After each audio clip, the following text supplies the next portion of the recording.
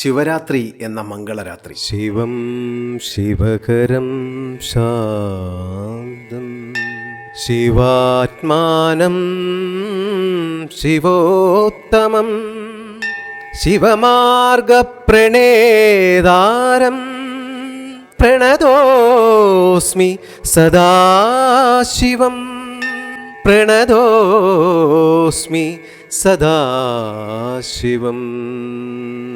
ശിവം എന്നാൽ മംഗളം, അതുകൊണ്ട് ശിവരാത്രി എന്നാൽ മംഗളരാത്രി എന്നർത്ഥം. ശിവനും ഞാനും ഒന്നു തന്നെ എന്ന അദ്വൈത ചിന്തയാണ് ശിവോഹം.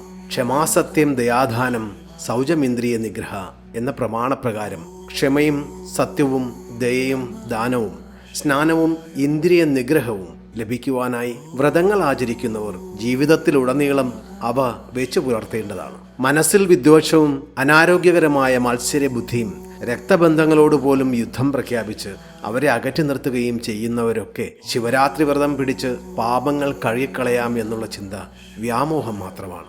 വ്രതം നോറ്റിട്ട് ഇത് തന്നെ ആവർത്തിക്കുന്നവരെ മഹാദേവന് പോലും രക്ഷിക്കുവാൻ കഴിയില്ല.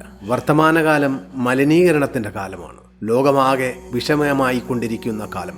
മണ്ണിലും ജലത്തിലും വായുവിലും ഭക്ഷ്യവസ്തുക്കളിൽ പോലും വിഷം നിറയുന്ന കാലം. ഇതൊക്കെ കഴിക്കുകയും കുടിക്കുകയും ശ്വസിക്കുകയും ചെയ്യുന്ന മനുഷ്യരുടെയും ശരീരവും മനസ്സും വിഷമയമാകും. ഭൂമിയിലെ സർവ്വചരാചരങ്ങളെയും രക്ഷിക്കുവാനായി കാളകൂട വിഷം സ്വയം പാനം ചെയ്ത മഹാദേവന്റെ ഭക്തരായ നാം ഓരോരുത്തരും ലോകത്തെ നാശത്തിൽ നിന്ന് രക്ഷിക്കുവാൻ സ്വയം തയ്യാറാകണമെന്ന സന്ദേശം കൂടി ശിവരാത്രി മുന്നോട്ട് വയ്ക്കുന്നു.